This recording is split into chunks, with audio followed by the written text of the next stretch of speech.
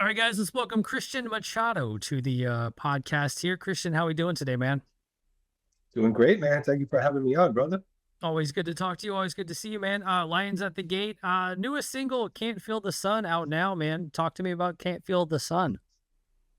Um, I think it's one of our cooler songs that we put out. As far as what the band does and what we do, everything that I've always written about is either about inner struggle and having a pathway out of there, finding yourself through the struggle and trying to find victory in it somehow. But it really is about um, having to find yourself and having to really look deep within to get through some of the darkness that we have in this world right now is crazy. But I think that if we could all search within a little bit, find those things that make us alike, that make us feel similar. I think that that's what we need to grow on. We live in a world where we're very divisive and everything is driven to polarize people and put people at the extremes.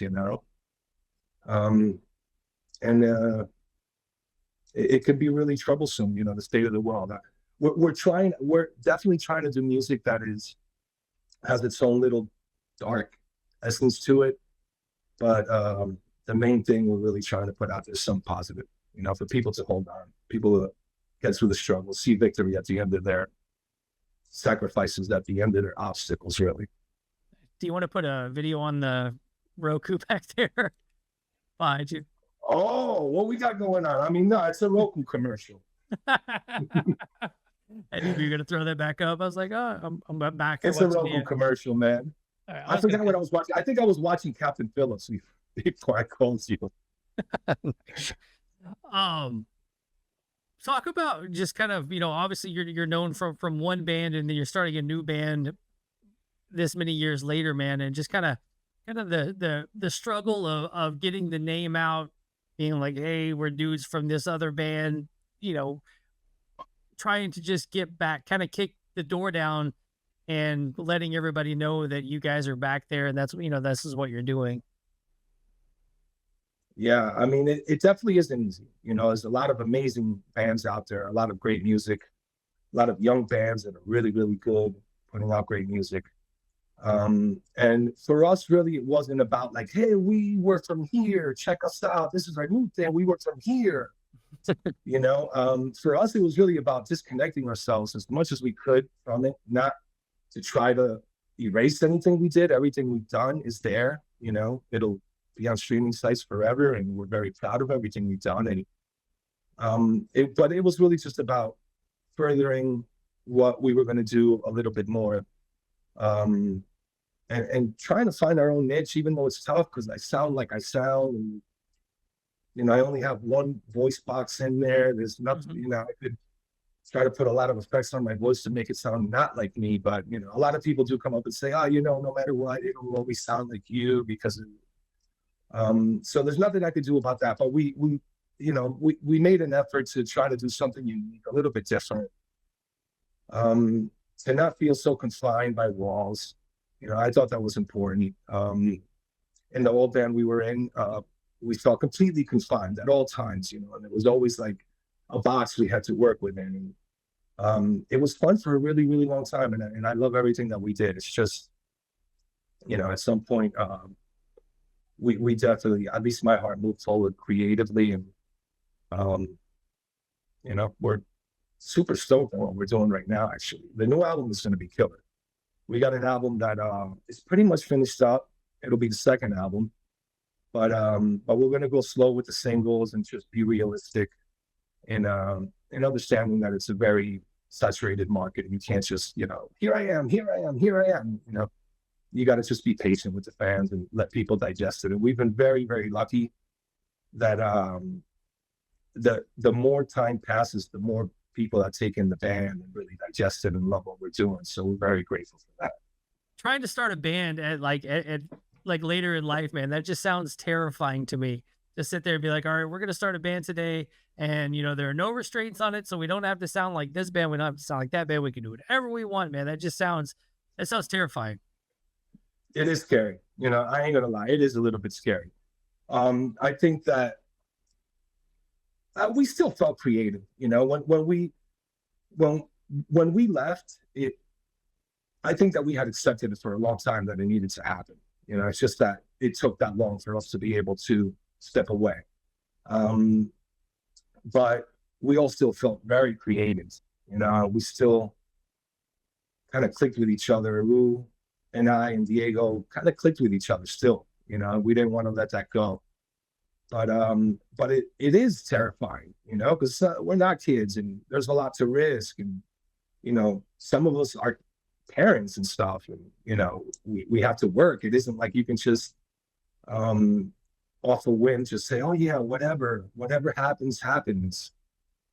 So also with that frame of mind, you look at it a little bit more strategic, a little bit more professional. You try to lower risks wherever you can, you know. And the most important thing for us, I think, it was to write really good songs, or at least songs we felt really genuine about. Um, and that's kind of like what kept us together. Because when we started out, we could have just started writing songs, and if the thing wasn't right and it wasn't, songs weren't good, we're all pretty realistic that we would have been like, this maybe not going to work, you know. But you know, we threw it out there to a few people. Some people listened. They were like, "This is really good. You guys should do an album." And you know, here we are. I mean, I didn't think that at this stage in my life I'd still be doing music. You know, when I got into music, the MP3 had barely come out, so people were still making money. Right. You know, most musicians at our ages would have retired very wealthy back in the day, you know, even if they did theaters, you know, for a long time. But we live in a different world, man, you know, where we have a lot of accessibility to technology, which makes it a lot easier to record than back in the day. And that also makes it a lot easier for people to notice the bands that are out there. You know, you could basically have great music, think of a good plan, get on social media, and if it's really good and people want to hear it, nothing could really stop you, other than maybe saying something really stupid and getting all your accounts blocked on, right? Did that happen? No, to us, no, but you know, it happens to some people out there. So To the kind of extremists. right, right.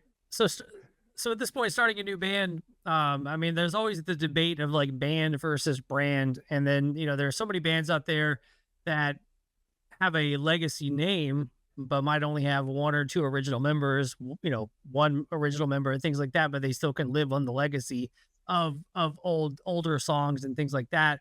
To where you guys come out and you're from somewhat of a legacy band, but you can't live on those morals. You can't go out and play, the hits as they were. And you just got to come out fresh, man. That part right there is kind of scary. So the band versus brand deal of the whole, Yeah, Lions yeah, of the yeah. Gate. I see what you're saying, because most bands that do what we're doing, that step away, you know, most musicians that step away from an act and then start another one, they somehow kind of bank on the older music. Um, I mean, we just feel like we don't have to. Like, if we're going to start something new, just really go full swing into it, you know? And that said, I mean, it's a little bit different what we're doing. So, you know, could we play those songs? Sure. Have we been asked? Yes. You know, we're not really interested in it. I mean, those guys are still out there playing those songs. And I mean, those first two albums, I wrote most of those songs. You know, I have the right to play whatever I want. Mm-hmm. They belong, you know, largely to us that wrote it. I own a big piece of it, but it's just our hearts are in this, you know, and we're not trying to deceive people or like steal fans or anything like that. We want to do something genuine, and some of the fans will naturally want to listen to it. You know, some of the older fans will naturally be like, "Yes, we're all about this." It might not be for some of them. Also, you know, we aren't unrealistic in that. Oh, this is something everyone's gonna like. You know, we know we're playing niche music, and some people dig it and think it's amazing, and some people go, it's not my thing. I don't like it. You know. Where and when did you record the new album? Are you guys doing it yourselves? Going in with somebody? What's up with the new stuff? We're still working with Kyle, man. Kyle, has been amazing to us and really helped us hone in what it is that we need to do and helped us focus on the things that we need to grow on and expand on. And you know how it is as musicians, man, when you work with a great producer that can make you feel good about your choices, it's so valuable, you know. Um, as musicians, we're indecisive, you know, start off 20 different vocal ideas, and I personally do like working with chemistry and working with people and feeding off of how they feel about parts. I'm singing, freestyling, and what things trigger them. And then once we're all triggered by something, let's grow on that. So Kyle is great at working with chemistry. And and we have a lot of fun doing it. I mean, sometimes producers take the very serious route, but I think with our music is already serious enough that we try to still have some fun in the studio. So we were working with him. We're not planning on changing any of the framework that we have in place. Our team is pretty much tiny. It's just Kyle, a manager, a booking agent, and we continue to use the same video director. We're not a band to just be out there, hiring and firing and hiring and firing. Once we have like our people that are loyal and work good, we're pretty easy to get along with. We're not out here to like make someone angry that put their effort into what they've done with us. Right. So we're just super grateful that at least we're able to keep a small team. I think that matters nowadays because there isn't the music industry the way it is right now. You're better off with a smaller team. That's all I could say.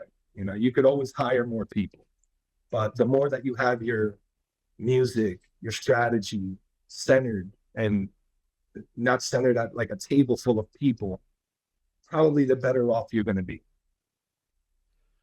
If you're gonna play some of that legacy music, though, man, you should play some of the Burning Red, Let It Rue, like crush on some of those Burning Red tracks, man. Oh yeah, maybe I should talk to him about that. That would be pretty killer. Like some blood, the sweat, the tears, or something, man. Just bring it out and. Oh, for sure, right? Definitely. That Oh would be badass. That would be badass. yeah, we definitely pull it. Everybody, I think I I think think you're on. I think you're onto something with that I think too. that would blow some minds up there, man. Um, you guys have gotten some pretty, significant touring. Going out and doing a run of shows, doing some festivals, things like that. Um, were you nervous, kind of getting out there with, fronting a band, a newer band, doing those first shows? Um, I was nervous up until the first practice, and then at the practice, it was like, oh, it sounds really good. We'll be all right. We're gonna be all right. But it was stressful figuring out if we'd ever tour, what tour we'd do. We were very lucky in that we have, some friendly relationships with people in the industry that remembered us from back in the day. The Cooney Coil was amazing to us and taking us out on our first tour. Dino from Fear Factory, amazing to us and taking us out on some runs.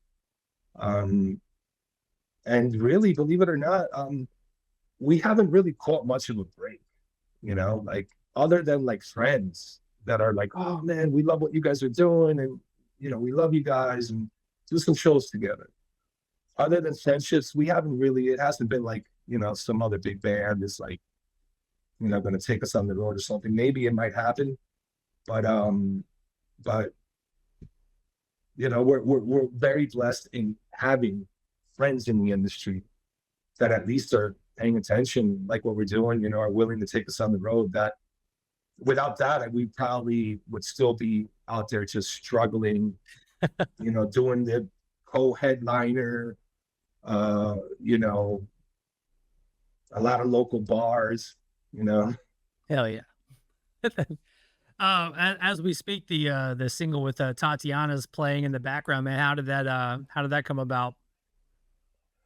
That was actually just through friendship. We were good friends with her husband Alex, who played in POD and was in Suicide Silence for many years. And um, and I think that somehow the discussion came up where she was interested in hearing what we had been doing. She was a fan of the band that we were in, and um, and when she heard the song, she was totally into it. You know, uh, for us, it felt like a miracle because we're basically a new band, and it's very easy to just say no. You know, the easiest thing to do, the thing that requires the least effort, is just, oh no, I can't do it. But but she really was all about it. You know, when she heard the song, she really liked it, and I couldn't believe that it actually occurred. To be honest with you, it felt like a miracle.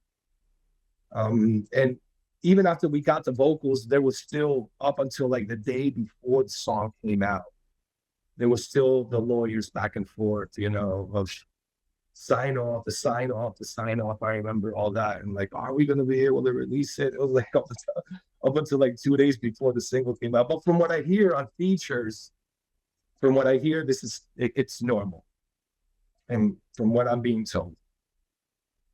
Yeah, got to cross the T's and dot the I's to get everything, under, out there properly and all that stuff. Get everything going properly.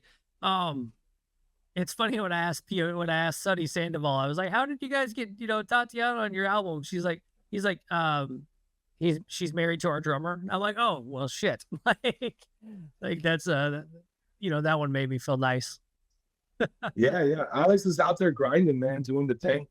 So with the new album, are you guys looking for features? Are you guys looking for someone to jump on the new album? You got anything in the works there? Yeah, yeah. As of now, we're working out a really cool feature with somebody that mega legendary in the metal scene, and I can't talk too much about it, you know, but for sure it's something that we wanted to do, you know. Yeah. I mean, we have to be realistic and understanding that we have to spread the message of our band further, you know, doing cool things like touring with other bands, having a feature is gonna that's what's gonna do it, you know. Along with good music, obviously. Doesn't Yeah. matter how good the feature is. If people don't like the song, they're not gonna listen to it. But we got a lot of cool things lined up with the album, man. With the new album, we did a lot of things that are a little bit differently, but it still sounds like Lions at the Gate. We tried different tunings, some a little bit lower, um, different time signatures on the album, also a couple of fun things just to make sure that we didn't ourselves start to stick ourselves in a box and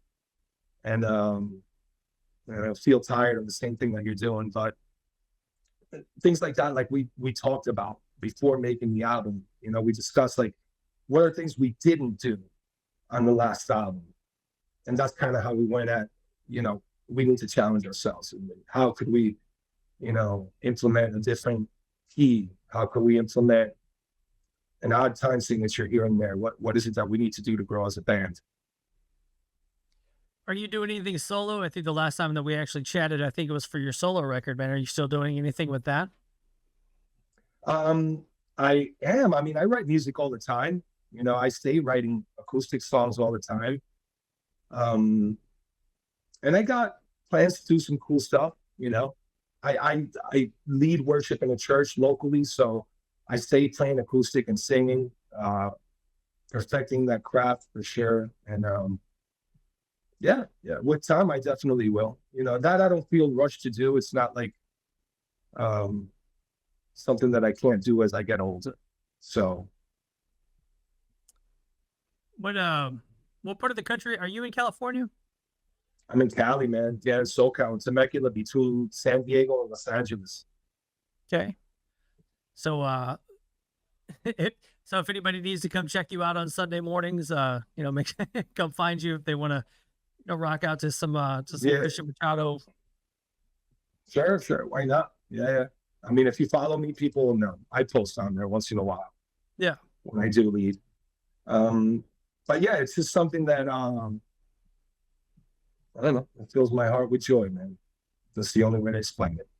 When you guys write, are you guys sending files at this point, or are you guys getting in a room? I think you talked earlier about kind of getting in the room and in the vibe and stuff like that. And trying to challenging each other. So when you guys write, is it file sharing at this point, or are you guys actually hashing it No, out like in the jam room? It's in the room. We're in the room for sure. I mean, there's ideas that people can work on, you know, individually and things like that. But when the guys get to writing the music, especially on this album, it was them together, you know. I wasn't around really for the music, except for a couple of songs where I came in to do vocals and then threw a couple of chord progressions and songs came out of it. But you know, the guys got together and really hashed everything out. I mean, went through parts, compromised on chord progressions, keys, the whole nine. By the time I got to hear a few of the songs, it was already in the works. And they were doing amazing. That's one thing that's a little bit different about this band is in the old band, I wrote a lot of music, especially early on in the band. Like I wrote almost most of it. But in this band, I don't have to worry about that. And it's incredibly relieving. Now, I don't mean to sound lazy or nothing, you know, but it just feels so cool to just be able to write Yeah. vocals. Right. Yeah. They send you the stuff and you're like, oh, this is nice. Everything's kind of already done.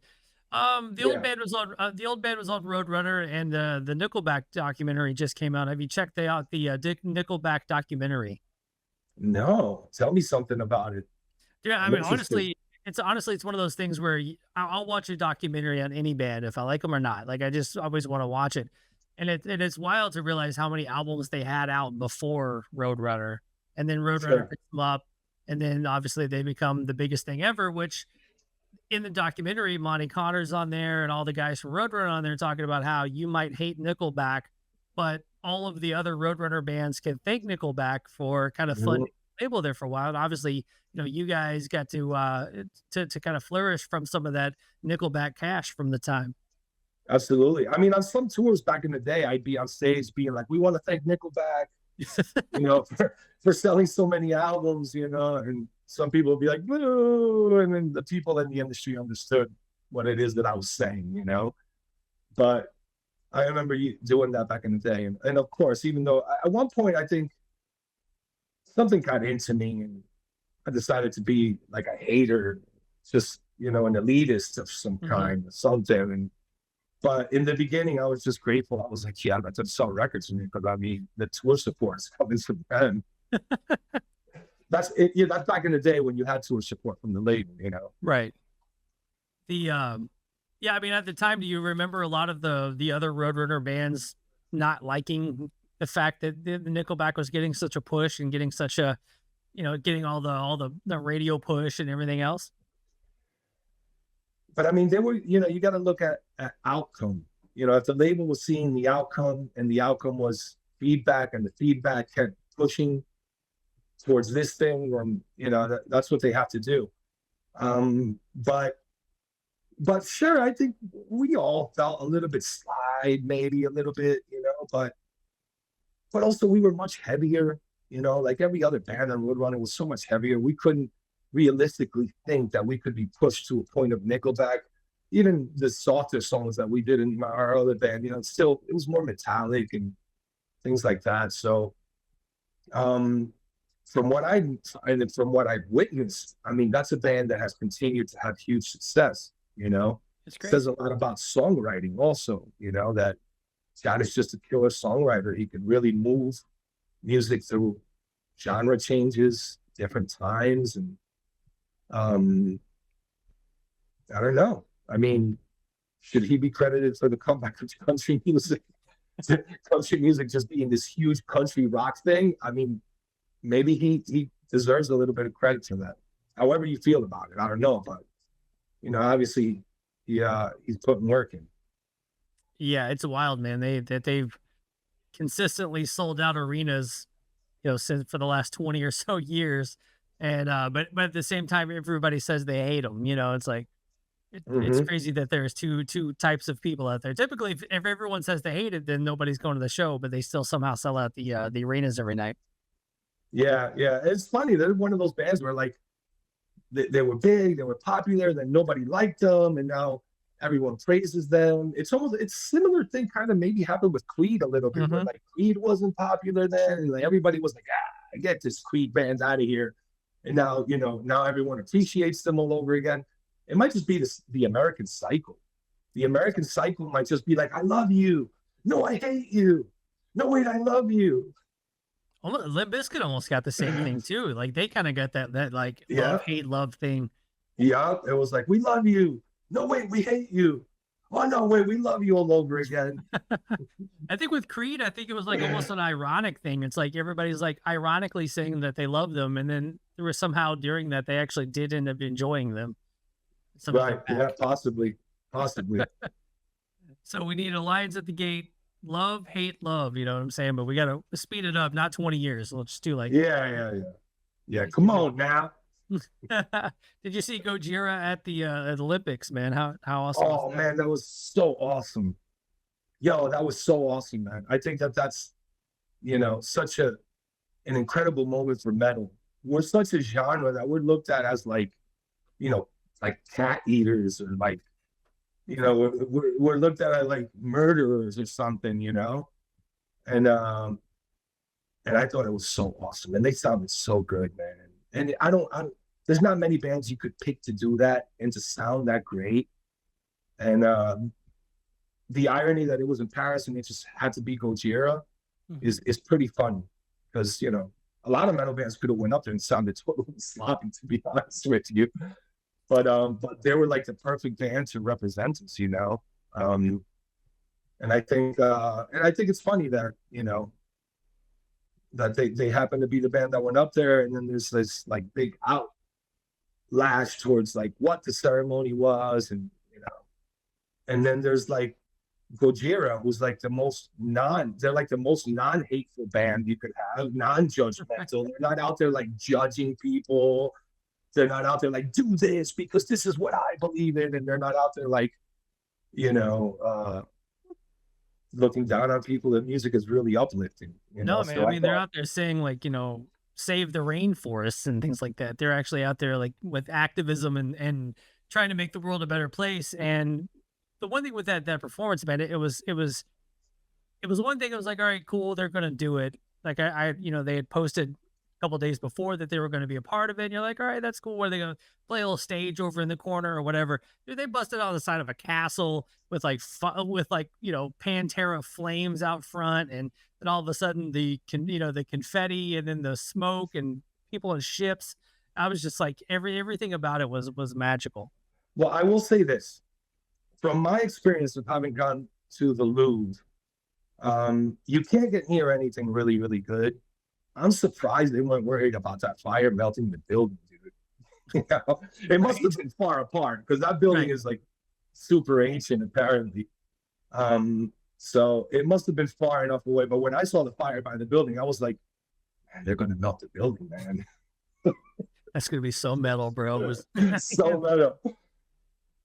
It's wild to me, like, and I've yet to go over there, but obviously you have, and it's just to think of like how all of that architecture was created hundreds of years ago, because it's amazing.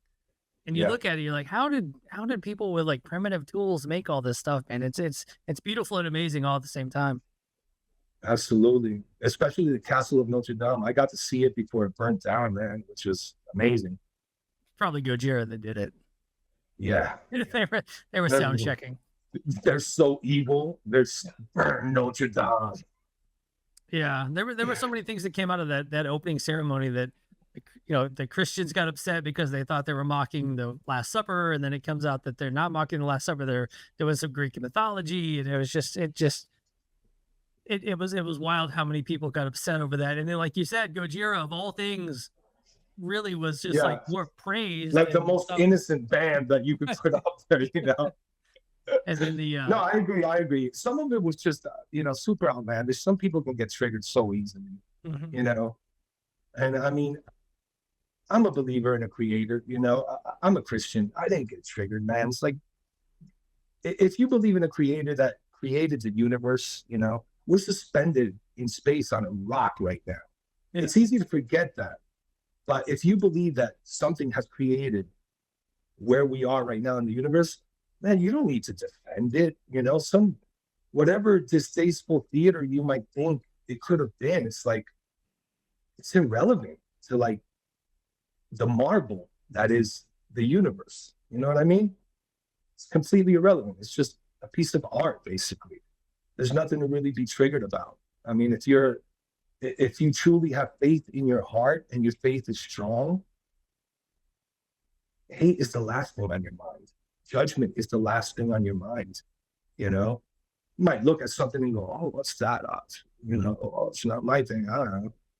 But to be out there being like, "Oh, they're insulting us," you know, I think it's a little quick to jump the gun. You know, I think that Oh yeah. all in general, we all just should be grateful that we are sharing a rock suspended in space, Mhm.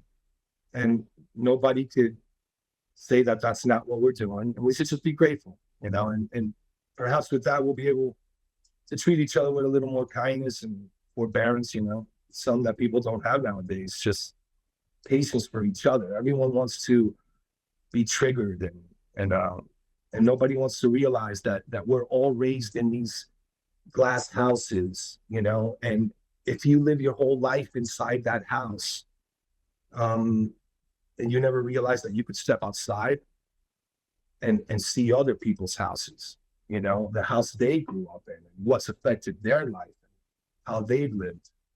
Um, you know, you're just stuck, and it's not that you're a bad person. It's just, you know, a lot of us are stuck in the world. It's all it is, man. Yeah, it's a most things that people would say online, they would never say to your face. Like that's the whole thing. And it, you know, everybody getting triggered about everything, everybody being upset about everything. But you know, you go to work and you talk to people at work, and you end up, you know, you might not have the same beliefs as they do, but you know, you get along and you move on, and you know, you do the job and you get everything done. But you know, they might go home and they vote for this guy, and then the other person goes home and votes for that guy. But at the end of the day, man, like you said, we're all just hanging out on a rock trying to figure this out, and nobody knows the answers to anything, which is you know crazy for everybody. Yeah, absolutely. And you have to kind of like accept that, you know. If you don't accept that and you start thinking you know everything, that's, you know, we're just going to wind up in wars and hating each other, and you know, not open to hearing somebody else's views. And I understand that maybe some extremist views can make people feel like exhausted, you know, like man, God, you really believe that? Like seriously? Like that's so extreme. Why would you even think like that? But you know, here we are. We are in a world where the framework was built to make you polarized. You know, and I think I truly feel that if you can observe it and you can observe the things that are trying to make you feel certain ways, and you can kind of step outside and view them differently, and you know, and maybe not be so affected by it. But you know, it's all about context and frame of reference. What are you looking through? You know, if you got political goggles on, you're going to see everything politically. In my opinion, it's the Christians that really get triggered are the ones that are really political and that have like this political bid in their faith. For me, it's not like that. Like I don't have any dog in the political fight. You know, I want people to be good to each other. You know, Yeah. I want there to be an afterlife. Am I 100% sure? No, but that's what faith is. You know, and if there isn't, that's fine. I'm willing to accept that we have to live here on earth together and to treat each other right. That's truly the most important thing. But in a polarized world, you're going to get that, man. You're going to get ceremony, and you know, people are going to get insulted, and some people are going to say it's one thing. And when they find out that they're wrong, they're going to be even more upset about it. Yeah, it's funny. Even my wife and I, we have many different views on many different things, but at the end of the day, we love each other, and we're going to be there for each other. But it's funny, like sometimes she'll start saying stuff. I'm like, wow, that's what you think, huh? All right, let's stay. But obviously, I'm not going to rock that boat, you know. But Sure, sure. Don't get yourself in trouble, man. I might push her buttons a little bit, but I'm not going to rock the boat, you know. But no, Sure. it's good times, man. Back to the lines of the game, man. What's the do we have shows coming up? Do we have what do we have next? Yeah, we're going to be doing some more shows in December in Texas, and we have another tour that we're working on for fall. Um, we're definitely going to be doing more touring. You know, we'll be shooting the video for the next single pretty soon. I'm excited about the next song. and we're gonna keep going, bro. You know, I mean, playing Incarceration was amazing for us. I mean, we didn't expect that many people to show up and see the band, so just grateful to be able to build on that. Hopefully, get some more festivals next year. Got a couple of tours planned, you know, on the way to next summer, and hopefully the new album will just do better on the charts. You know, our last album got on the Billboard Top 100, and we are very grateful for that. All our fans have been amazing to us. At Incarceration, did you get to tour the prison? Aru did. I did not, because I had a friend there and I woke up late. My main concern was like, we're playing at 2. I got to sleep till like 12, you know, because I was already on like headliner touring time, which is go to sleep at 5 a.m., you know? Right. So the night before, I was already like, man, what am I going to do? I got to play so early. Some vocalists maybe don't have to worry about it. Some do, you know. I don't stress about it, but I try to adjust however I can. And I slept in late, man. You know, and by the time I woke up, we had to load, get the stage ready, and just play the gig. But I did get to see Traders, which was awesome, man. They were so good, so heavy, and Killswitch Engage. So absolutely love that I got to see them. Yeah, Killswitch is one of those bands, man, that I don't think they get as much love as they should. I mean, they get a lot of love, don't get me wrong, but I still think that they should be like Metallica, Killswitch. Like, you know what I'm saying? Like up there, because You know, there was so much to it. let's just be completely clear about it. Killswitch Engage should be in arenas. Yeah. They should be in arena. They should be an all arena band. Deftones should be in arenas all the time. Killswitch Engage. These are like bands that are so good. And when you see Killswitch live, it's like, dude, this is like, if metalcore is an arena band, it's Killswitch Engage, without a doubt. Oh, 100%. Did you guys tour with those guys back in the day, like early on in their career, like 2002, 2003? Did you guys ever tour with Killswitch? Other than festivals, no. That was during a time where like metalcore and nu metal was so extremely divided from each other. I don't know what it was. I think that's just the American wave of nu metal was starting to come up, and they wanted to carve their own thing, you know, and I totally get it. But we played a bunch of festivals with them, you know. I mean, like, you know, on European festivals, they put all those bands together. Right. The Europeans look at it a little bit differently. They're not as like niche-y as Americans are. But in Europe, we did festivals with them a lot. In the US, no, we never got to do a US tour. I didn't know if Roadrunner was throwing some stuff together back in the day. No, I would say wouldn't, you know. Yeah, I love them. Yeah, great band. All right, so we got some you know, working on some shows in December, releasing. So I like the kind of trickling songs out approach. I think it does keep everything fresh. You know, if you trickle out a song every couple months leading up to the record, rather than boom, here's 13 songs right in your face that you're gonna forget tomorrow. It's like it's nice. It's because, you know, they're gonna download or they're gonna hear the new song, they're gonna go back and listen to the last song. And then when the third one comes out, they're going to listen to the new one, and they go back to the last two. And it's kind of like a nice some building blocks to the new album. And I like that approach. Yeah. I mean, I think that in the industry, we're in a world right now where the attention span is short. There's a lot of new bands coming out.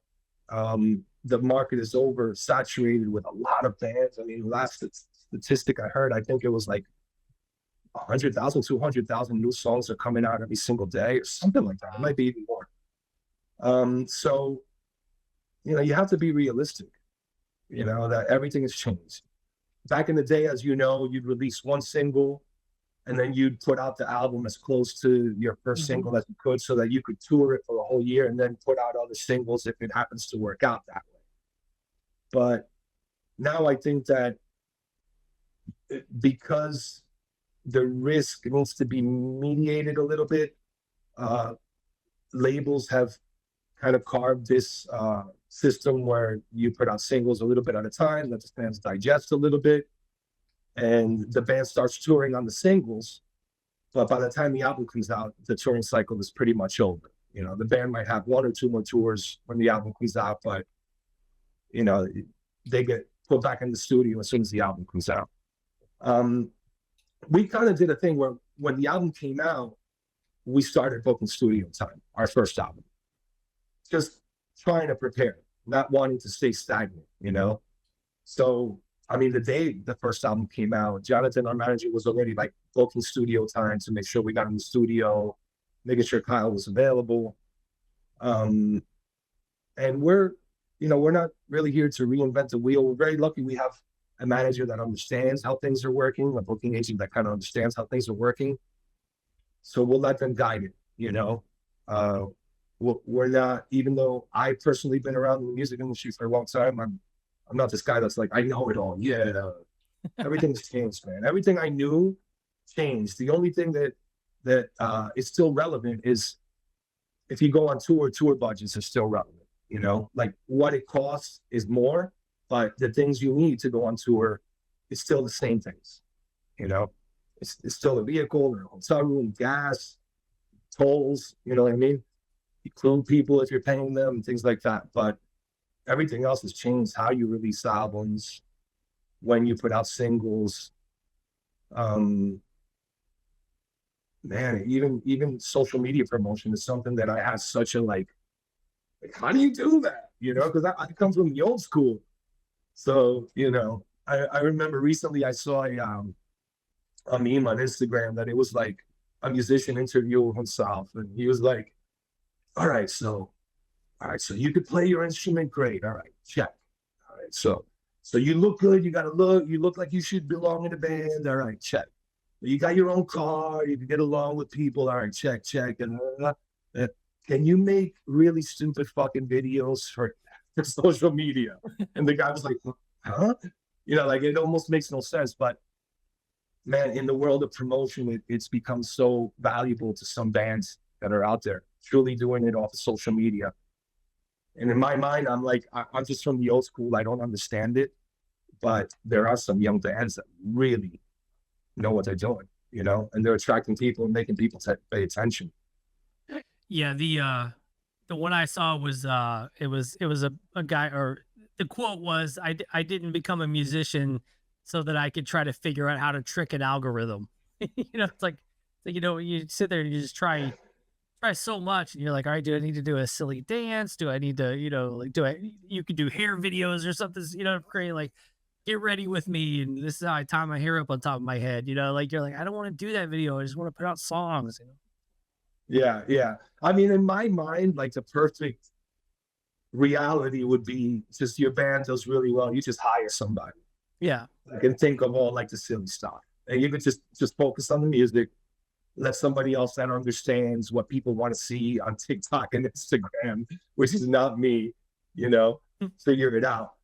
But you know, rightfully so. I also take in that content, and some of it is really cool, you know, and I like it, you know, and I understand why people are into it. But there does seem to be a divide between the bands that are really serious about the music and what their content is on social media, and then bands that are as serious about the music as they are about the content on social media. You know, and rightfully so. Everybody's got the right to do whatever they feel good about. But for me, it's just super weird to like try to understand what am I supposed to do, huh? You just gotta start pulling like a Ronnie Radke and just start yelling at people on the internet every day. Right. But or that I was thinking that they're you know, when you start talking about just being constantly out there, constantly making videos and constantly just showing your days and everything else, like the days of Tool are kind of over, where they were mysterious and everything else. But then you got to think about like Sleep Token, like they're like, you know, nobody knows who that is, and like they're mysterious and they don't do interviews, and but yet they're one of the biggest kind of up and coming bands in this genre. And it's so I mean, there's the thing is there's no right way to do it, and nobody knows what's going on. Yeah, absolutely. And to go along with exactly what you just said, the only right way to do it is to just have songs that people love so much that they just want to keep listening to them. They'll share it over and over, you know? Yeah. With Tool, it was exactly that. You know, they sounded incredibly unique. They had really good music. With Sleep Token, it's the same thing. You know, they sound very unique. They have great music. And obviously, you know, they have the theatrics too. Yeah, they definitely have all that. Um, well, Christian, man, I think this has been a blast talking to you. I think I finally got it in a gear about 20 minutes into the interview. So we'll make this all good, man. But Well, it's almost bedtime now. You're just gonna be fully awake, dude. You're not gonna be able to sleep. no, I'm about to go down some melatonin, and this is about the time where I start relaxing and laying in bed and looking at Instagram, looking at all the other creators making funny stuff, and going, why am I not more popular? But the the Dude, the things you're doing are so amazing, bro. It's just sometimes patience pays off. yeah, I think I honestly what it is I'm in it, and it's hard to see it. You know what I'm saying? Like it's because I still get people all the time like, "Oh my god, I can't believe you talked to this person. I can't believe you talked to that person." And I'm like, "Yeah, but I'm thinking about the next one." And it's hard to see what's going on, and getting to write for Metal Injection, that's awesome. Writing little silly articles here and there for them, and doing this stuff for Knotfest, and then kind of doing some stuff on my own too, and just it's wild, man. It's fun, it's wild, but you're just still trying to you know Did you ever think you'd become a journalist, man? A music journalist? probably. I think, well, if you like, I did a little bit of like journalism in high school, which is in the Okay, okay, 90s. Like I did, like I wrote like a couple of CD reviews for like like the local rag in Nashville, and just okay. So just it was already your thing, kind it was there, and I've always been like a read all the magazines I can, and my friends and I had a good friend of mine who now is actually a bus driver, for bands. We would go and find Pantera and sit outside the bus all day long. Like I was that kid, like the kid that of. sat outside the bus for hours.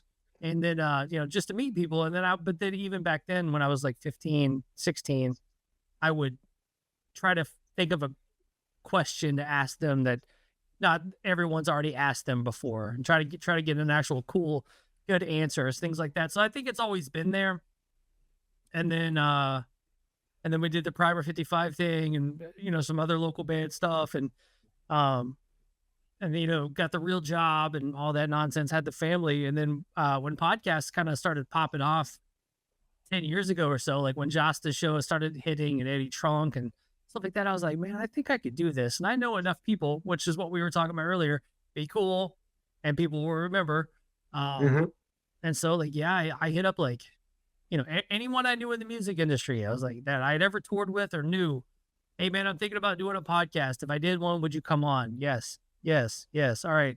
So I kind of just got it together and did it, man. And now we're, you know, it'll be 9 years in September. So that's crazy. Wow, that's amazing, dude. Congratulations, man. You know, I mean, it's not a lot of people that could do what you did for sure. Most people just be like, oh no, I don't want to put all the effort into it, you know.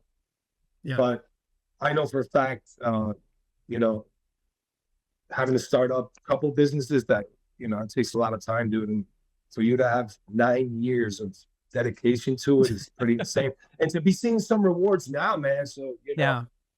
at least you know that you held on, you had a little bit of patience, and now you're seeing a little bit of payoff. Yeah. I always joke. I was like, because I started actually, working for Knotfest, 3 years ago. And I was like, I've already made, like within the first like 6 months, I was like, I've already made more money off podcasting than I ever did off music. There Like, you go. There you go, dude. but man, it's funny we're talking about things kind of passing you by. And I did a local thing here in Louisville. It was called Louisville Loves New Metal, and they invited me out to play some. I played. Oh, I saw that. I saw a picture of you on stage. Is that what that was? Yeah, yeah, yeah. And that was I did my own summer. I did we did like a blind Freak on a Leash mashup, and then we actually did that Evanescence song that with the Bring Me Back to Life or whatever. But the girl that they got to do the Amy Lee part fucking nailed it. Like, because when Really? they gave me the list of songs to play to learn, and I was like, Evanescence, come on, man, are you serious? Yeah. And You I better learned get a it. pro for that. Yeah, I learned, and actually the bass line of that's actually a lot of fun to play. It actually turned out to be probably not said it was a fun song to play, and it has like the bridge and everything. It's got like a lot of walking bass lines in it and stuff. So it was a lot of fun. But yeah, the girl nailed it, and the guy that was doing the rappy part nailed like every. It was one of those deals where like I showed up thinking we were just gonna have fun, and these dudes were like pros. Like they were all just, Wow, they all had that's their cool. like everything going on. And but the one thing that had passed me by that I haven't really dealt with is like Kempers and all the built-in amps and stuff. And so like when we needed to change tuning, I'm like ready to tune, and they're like, no, no, no, no, no. And like they would hit a button and the sim And like, it was oh, we need to go a down pitch shifter. yeah, we need to go down half a semitone and all this other stuff. And I'm like, whatever, just make it right, make it work. But yeah, it was a lot of fun, man. It was cool to play that kind of stuff. And it was the venue we played in. You might have even played there before. It's called Headliners here in Louisville. But Oh it's yeah, yeah, yeah, yeah, um yeah. I've been to Headliners several times. That's yeah, a cool venue, dude. It's yeah, got that cool little balcony or something. mhm. Yeah, yeah, yeah. Yeah, yeah, that's it. But they had a I think I saw you guys there actually, like, because I don't know what tour it would have been, but I almost believe it has to be you guys that was. But um the I mean, it was almost sold out. Like it was wild how many people were there, and like everybody was so into the music, it was crazy. And That's so cool. every song that we played, they would put the album cover up behind us. And when they flashed that Evanescence album cover up there, like there was like an audible like, and I was like, I don't think I've ever felt that before, being on stage and just that like the collective roar of a crowd like that. And yeah, it just all everybody singing every word. The only thing that was weird about it, and I don't know, I was trying to explain it to somebody, um, that they normally in a band, in Primer or my old band 12 Volt Negative Earth, like we would walk out on stage and like people were there for us and they were there, they were excited to see us and hear the music. So it was like a whole package thing. These people were there for those songs and they could give a shit who was playing them as long as you played them Right, right. right, So it was right.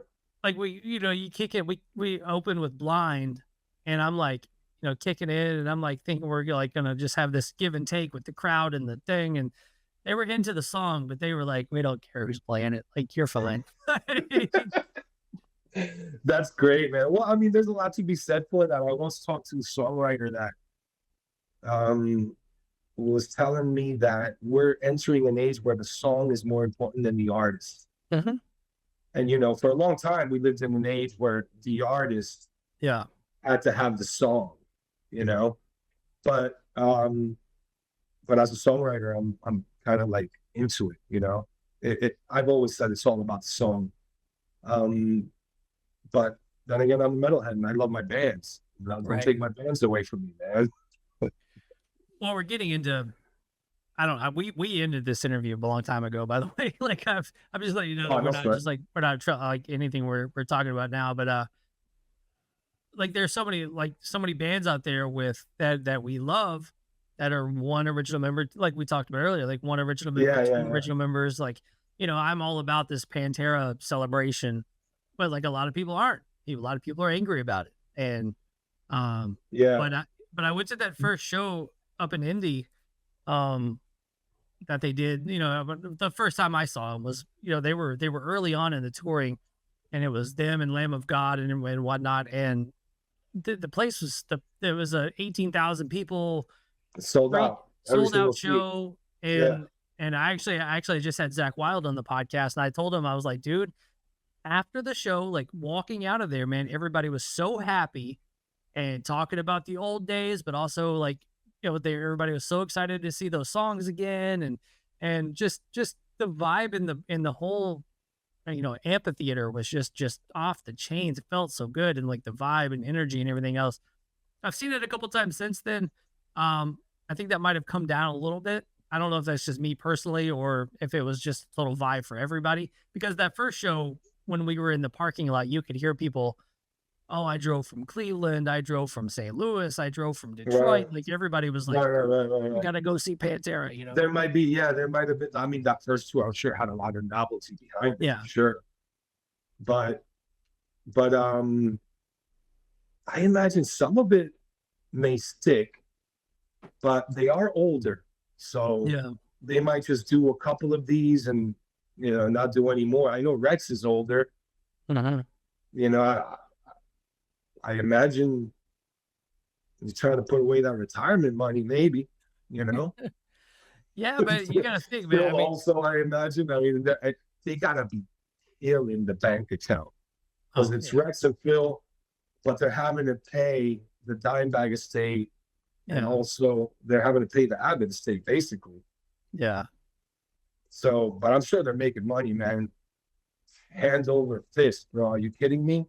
You know how much they gotta be killing in those merch sales, bro? I I mean, mean, yeah, that's gotta be like 200K, 300K every day. Just merch, that's crazy. It's a right? The band, you want to know the band I always felt really bad for? okay. The Deftones. Because I remember when that White Pony album came out, dude, everybody had a copy of it. And I remember feeling guilty about it too. Dude, White Pony, and I'm not even making this up as you say this. White Pony was the first album that we found on Napster complete, and Dude, like I felt so bad for the Deftones back then, dude. I was like, dude, everyone has this album. I was like, you know, yeah, we a friend of mine had a T1 connection. I don't even know what that like what that means now, but like he would leave that he would start downloading something on Napster, go to work, come home, and like that one song had downloaded or some shit. Like it was crazy, and that was like a fast connection too. And so it's like you had to, yeah. But we all had White Pony a month or two before it came out. I did buy it, and I've probably bought it a few times since then, and the merch and all that nonsense. But yeah, White Pony. yeah, I did buy it. I bought it too. I But think I I had it even pulled. beforehand, and I was thinking in my head, man, like this is gonna affect them so bad. Luckily, it wound up being such a popular album that I think, like you said, everyone wound up buying it at some point. But that was during a time of CDs where you really couldn't save too many things, and if you messed up your CD, you had to buy it again. Mhm. Oh yeah, people that have a CD collection that they've had since the '90s blows my mind. Like I either a sold it because I needed money for food or to go out for that weekend. You know what I'm saying? Like, oh, we're going out drinking tonight. Well, I better run by the used CD store and sell some CDs to make some Me too. Me like shit too, like that. man. Man, I that was like the first thing I sold. Like if I ever needed any money, I'm like looking around like, all right. Yeah, I got rid of CDs way back then, dude. I mean, I might have kept like a couple of like, very special ones, but I sold all my CDs just like you did. Yeah. Everyone thought the same thing. I sold my vinyls, man. And after vinyl started coming back, I was like, I'm such an idiot. Like I had some vinyl that was really could potentially be worth money nowadays, I suppose. But Yeah. Oh yeah. when you're young and hungry, what are you gonna do? Yeah. I mean, hey, there was definitely many a time where I need $20 for gas and to eat. I better round up a few CDs, and then you hope they take them. Sometimes you go in there and they're like, "Oh, we're gonna pass on these," and you're like, "You can't pass. Like, I need to eat." Yeah, yeah. I remember like 2008, 2009 was around that time when I was selling all my shit, all my CDs there. Because it was like it seemed like the country was just nobody was hiring, people weren't spending money, even bands that were touring, it was like barely touring. And I remember the ticket sales were bad for everyone, and every band was talking about how bad ticket sales were during that time. During that Yeah. time, I sold almost all my CDs, bro. I was like, these are out. I don't need them. It's funny. I was actually at Hot Topic at that time, and I think the only thing that kept us afloat and kept like we got Christmas bonuses that year and everything else was Twilight. Like we sold so much of Oh, that Twilight shit, man. It was oh, wild. during that time, Twilight was huge. It's Yeah, dude. like anytime we would put stuff out, like we couldn't even get it out of the shipment boxes onto the floor before like people were like just snatching it up, man. That was wild how crazy. Yeah, I remember that. There was like every single like tweeny girl was into Twilight. Oh yeah. Hot Topic is still a thing, dude. My daughter likes to go to Hot Topic, dude. You Yeah. believe that? Yeah, Like it's stuck around. we go sometimes. It's obviously not the same. It's a lot of pop figures and a Mhm. lot of stuff like that, but it's still like because I mean I It's still remember like dark and it's still dark and obscure and spiders and chains. yeah, you can Even find a few that But dude, my 17-year-old stepson wanted Jinkos for Christmas last year, and we got him. We found some online, and he wears them like we would have in '99 at the same time, man. It's I crazy. finished the interview. You want to say hi? Come, see if my daughter wants to say hi. Say hi to my friend. Hi. He can't see you from there. Hi. You got a Snoop Dogg shirt on. I don't know, Oh. but That's a nice Snoop Dogg shirt too. no fun. And have this tomorrow. We'll talk about it later. I love you. Are you gonna look into the TV show I want today? Yeah, I am. I want wings too. You see this? You see? You see how this goes? Wings. TV. Fuck, wait, you get the show. Here's another hug. I love you so much, Dad. Yeah. Can you like make the wings? You want some wings? I'll make you some wings. Okay, thanks. Well, love you, brother.